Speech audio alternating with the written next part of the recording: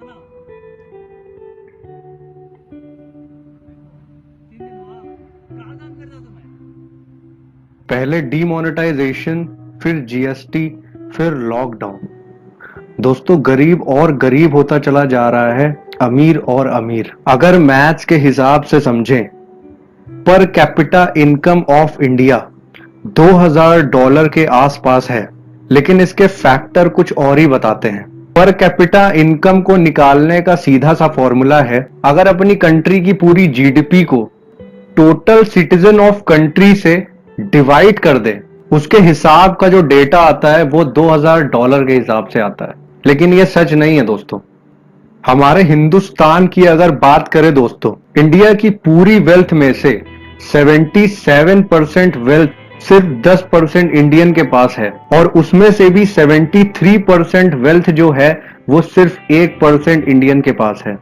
So hello everyone, this is Randeep और आज Indian economy के कुछ एनालिसिस पे बात करेंगे। Let's begin.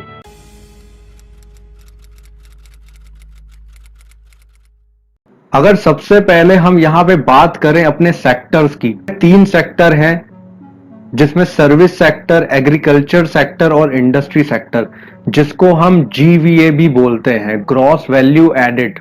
और अगर हम यहां पे बात करें जीडीपी के कंट्रीब्यूशन की, तो इन तीनों सेक्टर में सबसे ज्यादा कंट्रीब्यूशन है सर्विस सेक्टर का 54%।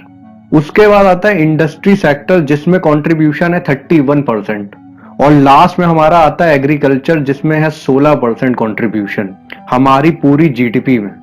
लेकिन अगर यही हम बात करें एम्प्लॉयमेंट जनरेशन की, ये बिल्कुल अलग है। 1991 में एग्रीकल्चर के अंदर 63% एम्प्लॉयमेंट जनरेशन थी, लेकिन 2016 से लेकर 2019 में ये 43% हो गई है। अगर इंडस्ट्री की बात करें, इंडस्ट्री में हमारा जो मैन्युफैक्चरिंग सेक्टर है वो 17% का जीडीपी कंट्रीब्यूशन करता है, और एम्प्लॉयमेंट जनरेशन जो है वो सिर्फ 12% की है। इंडस्ट्री में हमारा कंस्ट्रक्शन भी आता है। और अगर हम सर्विस सेक्टर की बात करें, और अगर हम यहाँ पे एम्प्लॉयमेंट जनरेशन की बात करें सर्विस सेक्टर में, तो वो सिर्फ 31% का है। अगर रेवेन्यू के हिसाब से देखें तो सर्विस सेक्टर हमारा सबसे ज्यादा रेवेन्यू क्रिएट करता है, बट जॉब्स की बात करें तो सबसे कम। एग्रीकल्चर में रेवेन्यू सबसे कम है, लेकिन जॉब जनरेशन सबसे ज्यादा। यहाँ पे सबसे ज्यादा जॉब क्रिएशन हो सकता है अगर लो कॉस्ट, लो टेक्नोलॉजी, हाई आउटपुट मैन्युफैक्चरिंग की तरफ अगर यहाँ पे ध्यान दिया जाए, और मेल और फीमेल को दोनों को जॉब शुरू करके अगर यहाँ पे प्रोवाइड करी जाए, तो इकोनॉमी की बहुत सारी प्रॉब्लम सॉल्व हो सकती है। इसमें बहुत से एग्जाम्पल हैं, जैसे toy making, textile companies, leather manufacturing, would work. But अफसोस की बात है ये सारी चीजें यहाँ पे हो नहीं सकी। ये सबसे बड़ा फैक्टर रहा है जिस वजह से हमारी कंट्री के अंदर फॉर्मल सेक्टर कभी ग्रो ही नहीं हो पाया, और काफी लोग एग्रीकल्चर की तरफ डाइवर्ट होते चले गए। बट काफी लोग रूरल से सिटीज की तरफ आते थे जॉब के लिए, जिनमें से कंस्ट्रक्शन की तरफ काफी लोग डाइवर्ट हो गए। लेकिन डीमोनेटाइजेशन और जीएसटी ने कंस्ट्रक्शन की भी कमर तोड़ दी। उसके बारे में हम आगे बात करेंगे। अगर यहाँ पे मैं बात करूं 2000 से लेके 2010 तक, तो हमारी कंट्री में 3 रिवोल्यूशन सेक्टर आए। पहला था आईटी सेक्टर, दूसरा था ऑटोमोबाइल सेक्टर, और तीसरा था फार्मा सेक्टर। और जिस टाइम पे हमारी रियल जीडीपी ग्रोथ थी 8 से 10% की। लेकिन अगर यहाँ पे आप बात करोगे 2010 से 2020 तक, इन 10 सालों के अंदर कोई भी सेक्टर हमारी कंट्री में डेवलप नहीं हुआ। 2015 में मेक इन इंडिया रेवोल्यूशन लाया गया था, जहां पे गवर्नमेंट का गोल था जो मैन्युफैक्चरिंग सेक्टर 17% है को लेके 25% तक लिया जाए, लेकिन वो मैसिव फेलियर था। आज भी अगर हम मर्चेंटाइल एक्सपोर्ट की बात करें, तो 2014 में $314 बिलियन का एक्सपोर्ट था मर्चेंटाइल का, और आज भी 2020 में $314 बिलियन का ही एक्सपोर्ट है मर्चेंटाइज का। इन 6 सालों में 1% ग्रोथ भी नहीं हुई। और जो इंडस्ट्री पहले से चल रही थी, उसमें से भी काफी इंडस्ट्री मैसिव स्केल पे कोलैप्स हो गई, जिसमें सबसे पहला एग्जांपल है ऑटोमोबाइल सेक्टर, फिर कंस्ट्रक्शन, एग्रीकल्चर, टेक्सटाइल, और भी बहुत सारे एग्जांपल हैं। और इसका सबसे बड़ा जो रीजन है वो डीमोनेटाइजेशन था। लेकिन हैरानी की बात तो ये है कि डीमोनेटाइजेशन के ऊपर आरबीआई की सुने तो वो कभी इसके साइड था ही नहीं। रघुराम राजन जो हमारे फॉर्मल गवर्नर थे, उन्होंने अपनी बुक में I do what I do में क्लियरली बोल दिया था कि इसके बाद हमारी इकोनॉमी बहुत मैसिव स्केल पे हिट होगी, काफी साल लग जाएंगे इसको रिकवर करने में। इसका जो मोटिव था वो तो पूरा नहीं हुआ, लेकिन जो इसके साइड इफेक्ट हैं वो इतने बुरे हुए कि आने वाले टाइम में भी वो चीज कभी रिकवर नहीं हो पाएगी। देश की अर्थव्यवस्था के 6 बुनियादी क्षेत्रों में जबरदस्त गिरावट देखी गई है। इसे 14 वर्षों की सबसे बड़ी गिरावट बताया जा रहा है। ये 8 क्षेत्र हैं: कोयला, कच्चा तेल, प्राकृतिक गैस, रिफाइनरी उत्पाद, खाद, स्टील, सीमेंट और बिजली। वाणिज्य एवं उद्योग मंत्रालय ने गुरुवार को आंकड़े जारी किए। इन आंकड़ों से पता चलता है कि इस साल के सितंबर माह में पिछले साल की तुलना में इन क्षेत्रों में 5.2% की गिरावट आई है। बीते साल सितंबर में इन्हीं क्षेत्रों में 4.3% की बढ़ोतरी देखी गई थी। सितंबर 2019 के आए आंकड़ों में सिर्फ एक क्षेत्र को छोड़कर बाकी 7 में भारी गिरावट है। इनमें सबसे अधिक गिरावट कोयला क्षेत्र में देखी गई है। बुनाई उद्योग की ऐसी बदहाली पिछले 40 सालों में कभी नहीं देखी थी। बदहाली के कारण कई हैं: धीमी रफ्तार से खिसकती अर्थव्यवस्था, विदेशी सस्ते सामानों से प्रतिस्पर्धा, ऊपर से नकदी कारोबार पर सरकार का प्रतिबंध। हमारी लगभग ये 30 से 40% एम्प्लॉयमेंट कम हो गई है। कैश का व्यापार जो है वो बिल्कुल बंद हो गया और लोग यहाँ पर बिजनेस करने से कतराने लगे कि कब क्या हो जाए। ऑलरेडी हम चाइना से बहुत बड़े कंपटीशन में हैं। चाइना की जो मार्केट है उसने सारी मार्केट कैप्चर की हुई है। पंजाब का लुधियाना कपड़ा बुनाई का केंद्र है। दर्शन डावर यहाँ के 12,000 कपड़ा कारोबारियों में एक है। ऐसे छोटे उद्योगों को भारत में असंगठित उद्योग कहा जाता है। इनका कारोबार अब भी नकदी पर आधारित है। नकदी पर प्रतिबंध लगने के 3 साल बाद भी उनके जैसे कई व्यापारी अपना कारोबार बचाने के लिए जूझ रहे हैं। ऊपर से विकास दर लुढ़ककर 5% पर आ गया है, जो पिछले 6 साल। This is also overlapping with the period of demonetization.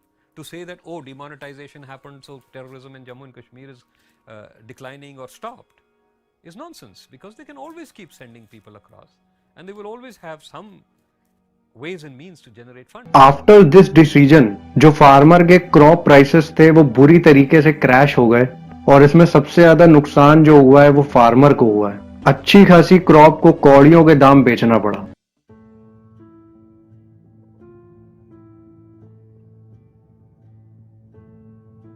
The people who deal in black don't keep it in cash, and those who had cash already got it recycled. So who are the ones who are suffering? After November 8, what we are witnessing across the country is a devastation as far as the rural economy is concerned. There has been a crash in prices.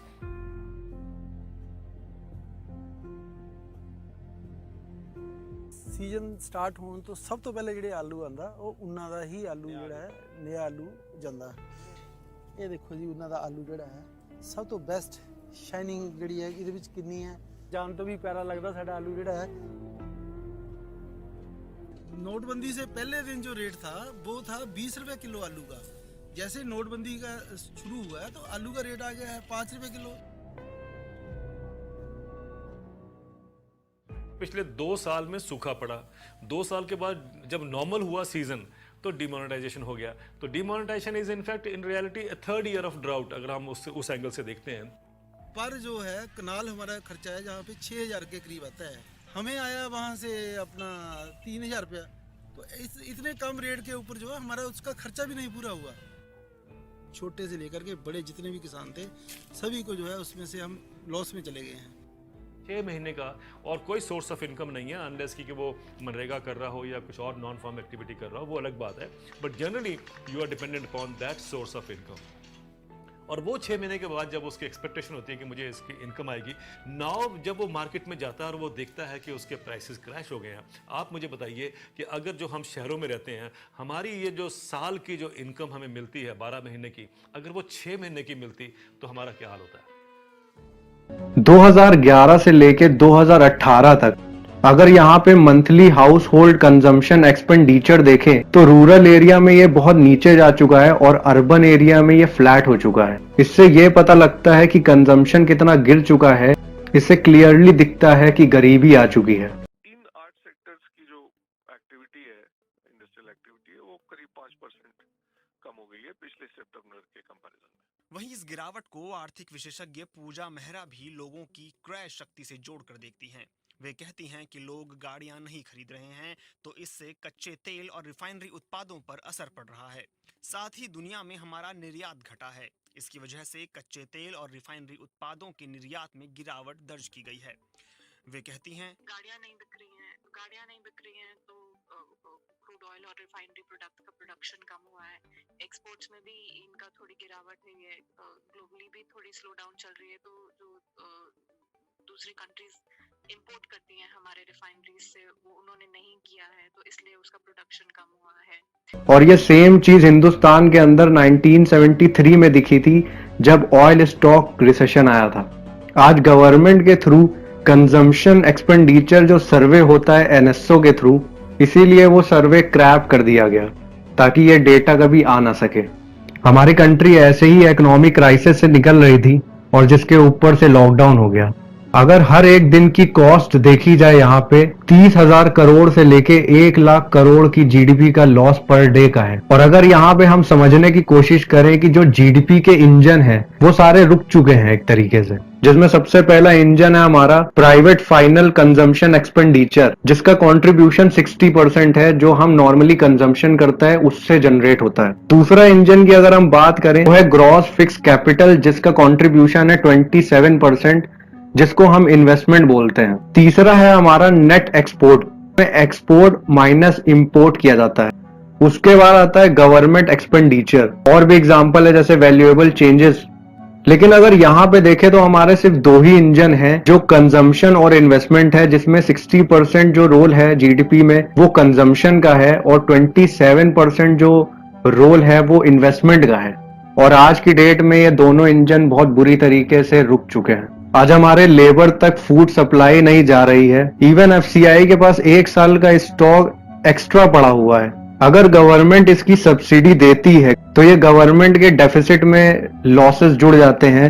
इसका बहुत बड़ा reason है कि जो हमारा extra stock है वो labour तक नहीं पहुंचाया जा रहा। और अपना डेफिसिट अकाउंट को रिकवर करने के लिए जो हमारी गवर्नमेंट कंपनीज हैं उनको प्राइवेटाइजेशन किया जा रहा है ताकि उनको बेच के ये लॉसेस कवर किए जा सकें। और इन सब के बाद भी एक प्रोजेक्ट पास किया गया है जिसका नाम है प्रोजेक्ट विस्टा, जहां पे गवर्नमेंट 20,000 करोड़ का एक्सपेंस कर रही है। और किस लिए? दिल्ली का जो पार्लियामेंट है उसको रिकंस्ट्रक्ट कराने के लिए। ये कुछ मेरे एनालिसिस थे। अगर वीडियो पसंद आया हो तो लाइक जरूर करना। मिलते हैं दूसरे वीडियो में दोस्तों।